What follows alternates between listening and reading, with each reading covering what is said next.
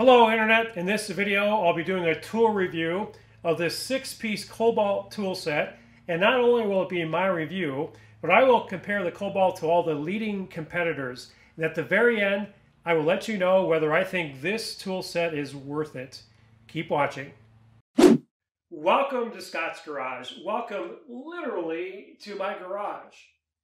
Whether it's working on a daily driver, or a project car, or a project around the yard, or the patio, or a repurposed pallet wood project, or a tool review, all of my projects begin here in my garage. Scott's Garage is a place for do-it-yourselfers. Everything is do-it-yourself. Welcome to my channel. Before we begin, I need to point out that I'm not a professional. I am very passionate though about projects. I'm a do-it-yourselfer. I think I'd be classified as a prosumer, so not an average consumer, but not a professional, somewhere in between. I've owned a variety of different brands of cordless tools over the years, beginning with Mikita, and I've had Ridgid and Hercules from Harbor Freight Tools, and just a variety of others. But this is the first time that I have purchased Kobalt. I'm not connected with Kobalt in any way, and I think you'll find this is an unbiased review. Now, the specific Kobalt 6-tool combo kit that I'm reviewing, it's the brushless kit. It includes the drill driver, it includes the impact driver, it includes the one-handed reciprocating saw, which is basically a hacksaw. It includes the flashlight and the multi-purpose tool and the 6.5-inch circular saw. It also includes 2 batteries and a charger. Now, the Kobalt brand is owned by Lowe's. It's very similar to Ridgid being owned by Home Depot. It's probably the #1 competitor, but I'll get into that later. Let's take it out of the box. Okay, this bag contains instructions on each of the tools. Some of the blades, it's Kobalt brand blades, both for this reciprocating saw and the circular saw. A couple of belt clips and some bits, and just some odds and ends here. Don't need to go through that at this time.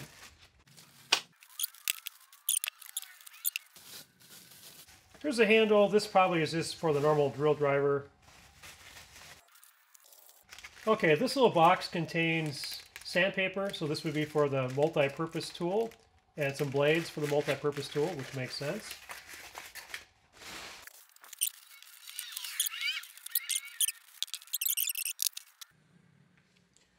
Okay, first we're going to begin with the impact driver, and the points for comparison with the impact driver are going to be the no-load speed, and I'm going to look at just the upper end of the no-load speed. What's called the IPM, or the impacts per minute, and then finally the maximum torque, which is measured in inch-pounds. First of all, for the Kobalt, the no-load speed, the upper limit is 2,700 RPMs, and the impacts per minute is 3,500 IPM, and then finally the maximum torque of this Kobalt is 1,800 inch-pounds. Now, how does that compare with the others? Well, Milwaukee, the RPMs are 2,900, so slightly more than the Kobalt.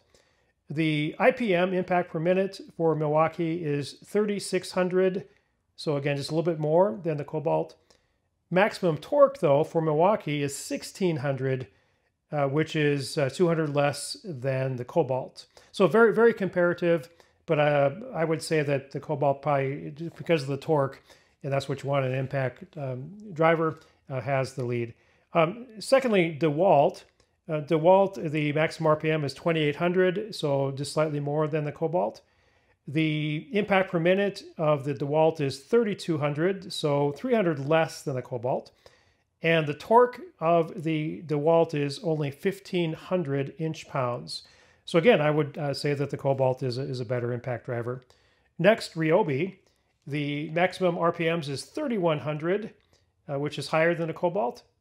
The impacts per minute is 4,000, which is 500 more than the Kobalt. And finally, the maximum torque of the Ryobi is 2,200, which again is far more than the Kobalt. So I would say the Ryobi has the Kobalt beat. Next, Mikita. The RPMs of the Mikita are 3,600. The impacts per minute is 3,800, so both figures, again, higher than the Kobalt. However, the maximum torque of the Mikita is only 1,550, so it's simply too close to call. Finally, the Ridgid, and the Ridgid would be the biggest competition, I think, for the Kobalt. The RPMs of the Ridgid is 2,750, so slightly higher, only by 50. And the impact per minute is the same as the Kobalt of 3,500. But the torque of the Ridgid is 2,250, which is higher, substantially in my opinion, than the Kobalt. So I'd say that the Ridgid has the advantage over the Kobalt as far as the impact driver is concerned.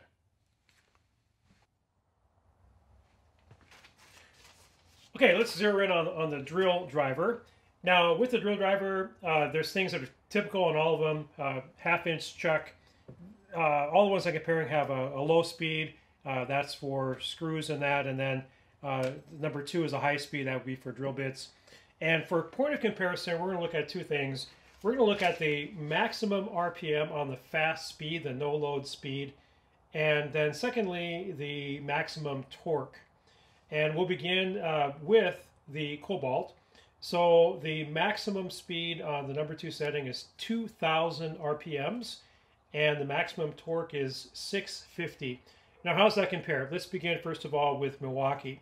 The maximum speed, rotations per minute of Milwaukee is 1,800, so slightly less than the Kobalt. And then the maximum torque of Milwaukee is 500, which is quite a bit less than the 650 of the Kobalt. So I would say that the Kobalt has the Milwaukee beat. Next, the DeWalt. So the maximum RPMs of the DeWalt is 2,000, so it's the same as the Kobalt. And then the maximum torque of the DeWalt is 460, which is significantly less than the Kobalt. So this has, in my opinion, the DeWalt beat. Next, Ryobi. Ryobi maximum RPMs is 1,700. Again, compared to 2,000 for the Kobalt. And then the maximum torque is 400 for Ryobi. So hands down, in my opinion, the Kobalt beats Ryobi. Next, Mikita. So Mikita maximum RPMs is 2,100, so slightly more than the Kobalt.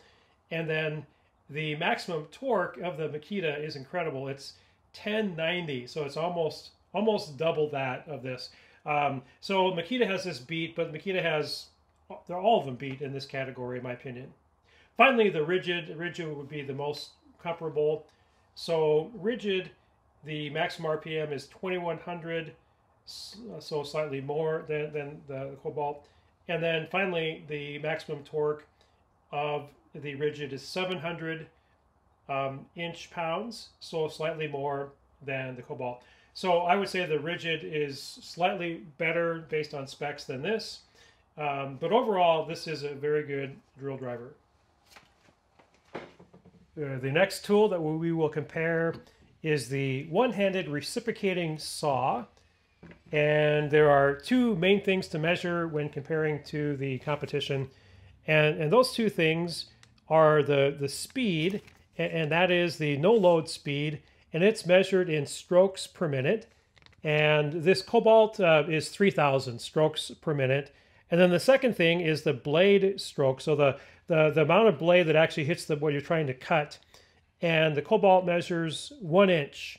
So 1 inch of your blade will be used at 3,000 strokes per minute. I'm just going to tell you from the start, this is one of the reasons I bought this kit, because this is better than most of them. Now, how does it compare? First of all, to its number 1 competitor, Ridgid. So Ridgid's a little bit faster, 3,500 strokes per minute, but it only uses 1/2 inch of the blade. So you're gonna burn through more blades by far with Ridgid. Milwaukee is the exact same, 3,000 strokes per minute, and it covers 7/8 of an inch of the blade. So I would say, that this one's better than Milwaukee. The next competitor is DeWalt. So DeWalt is a little bit slower, 2,900 strokes per minute. but it covers more of the blade, 1 inch, 1 1/8 inches. The next one is Ryobi. So Ryobi is the same at 3,000 strokes per minute, but uses only 5/8 of the blade per stroke. And then finally the Mikita, likewise it's 3,000 strokes per minute, but it's only 13/16 of the blade per stroke. So I would just say this, looking at all of them, this is my preference based on those statistics. The Kobalt has all of them beat. Okay, the last tool that I'm going to compare in this review is the circular saw. I'm not going to compare flashlights. You can do that on your own. I'm also not going to compare the multi-tool. You can do that on your own as well. I didn't buy this kit for the multi-tool, even though I will use this. That's, again, not the reason I bought it. Perhaps you did. Do your own review. So with circular saw, just 2 points of comparison.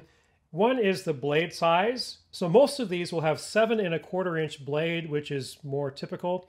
But the Kobalt has 6.5 inch blade.